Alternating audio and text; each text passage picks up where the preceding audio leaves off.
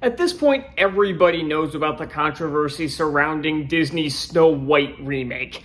Doesn't help that the movie was an absolute dumpster fire, and eventually everything came back to bite Disney in the ass, and it bombed big time at the box office, becoming probably Disney's biggest failure of all time, even beating out bigger failures from the early 2010s like John Carter and the Lone Ranger.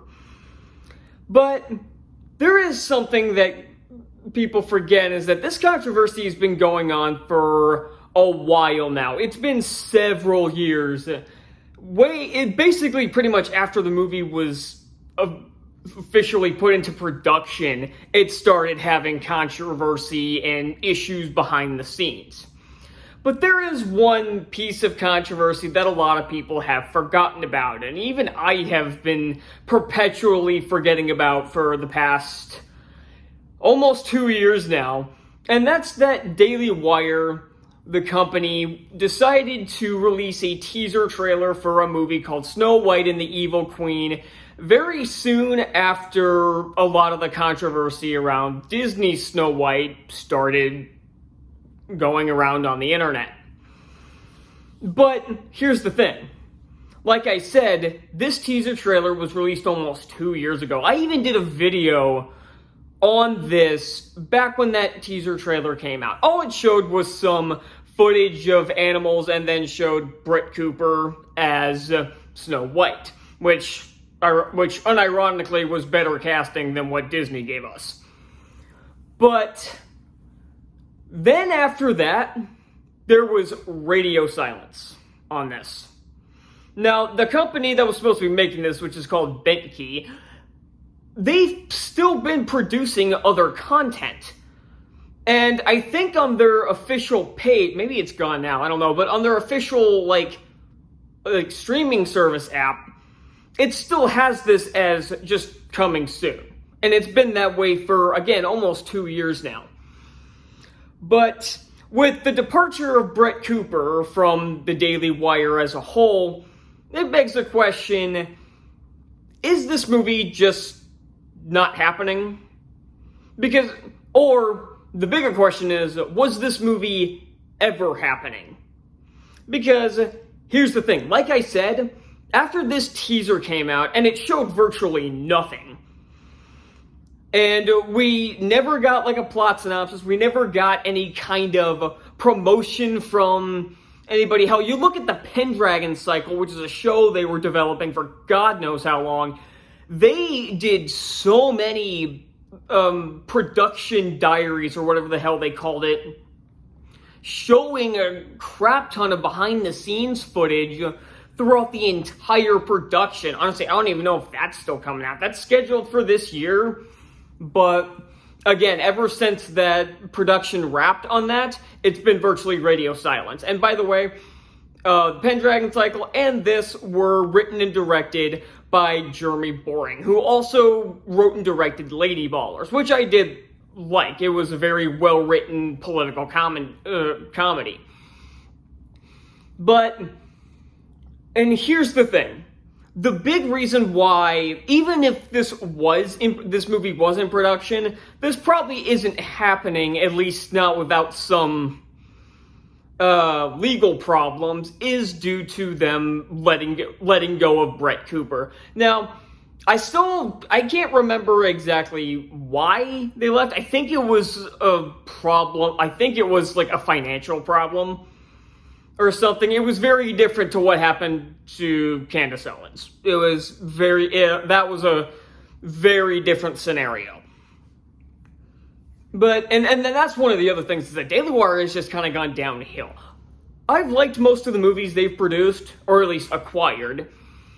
Like, I even have an entire playlist on my channel of videos I've made on Daily Wire films. I think even the original video I did on this film is on there as well.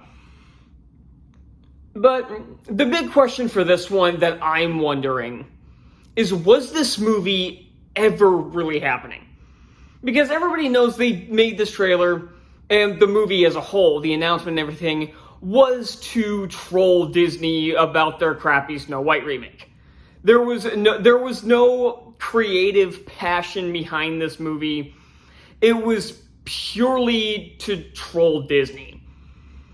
And that would have been fine in and of itself, that would have been fine, but I'm wondering now, again, because like I said, there's still nothing on this film almost 2 years later. Like, there was never another casting announcement for who was going to play the evil queen, or if the dwarves were going to be part of this and who would play them, or hell, how accurate this would actually be to the Brothers Grimm story. There was nothing. All we knew is that it was written and directed by Jeremy Boring and starred Brett Cooper.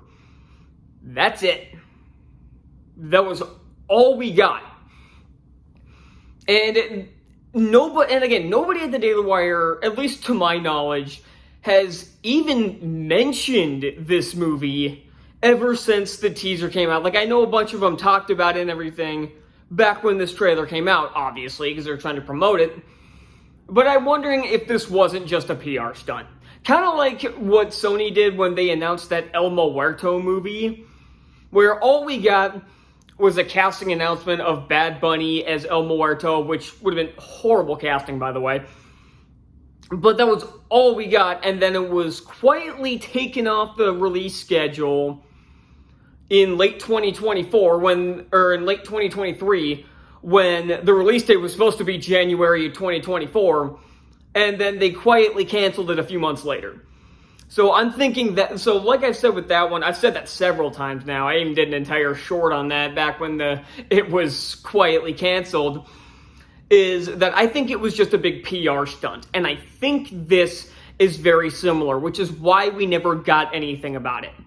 Like, a ton of videos came out that were talking about this film when the teaser was released. And again, even I did a video on it that actually did pretty well. So, this had to have just been a PR stunt. Would this movie have been good? No, would this movie have been good if it was actually made? I don't know, because I think, and again, Jeremy Boring, he wrote and directed the Lady Ballers movie, which I think was pretty damn good. But that is a very different film to what this was going to be. And that's why I'm also wondering if that Pendragon Cycle is going to be any good. Because that one, I'm assuming, is coming out, because that one we have proof that went all the way through production and I think is complete. But again, I haven't really heard anything about it ever since production wrapped. And there hasn't been any other, like, movie announcements from the Daily Wire, which is weird because, again, just 2 years ago in 2022, so 3 years ago, they released 3 movies in just the first half of that year. And then they released another one in December of the next year. So it seemed like they were going to be on a decent schedule of releasing films that I thought were at least good attempts, even if they weren't like complete masterpieces. Like, I thought Shut In was just okay. Again, I think that would have worked better as a short film. And I thought Terror on the Prairie was good, but I was hoping it was going to be better. And The Hyperions, which I thought was absolutely fantastic, that one they just acquired. They didn't make that one. And then Lady Ballers I thought was good.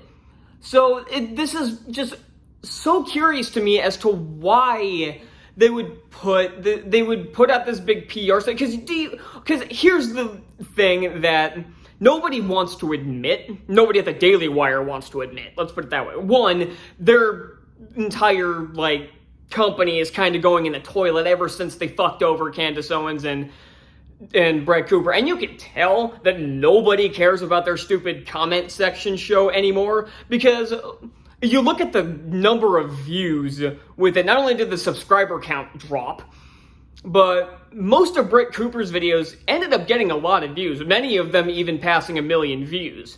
Nowadays, with a new chick they have, Reagan Conrad or something, I don't know what the fuck her name is, I don't watch that show anymore, but there are videos that barely pass 10,000 anymore.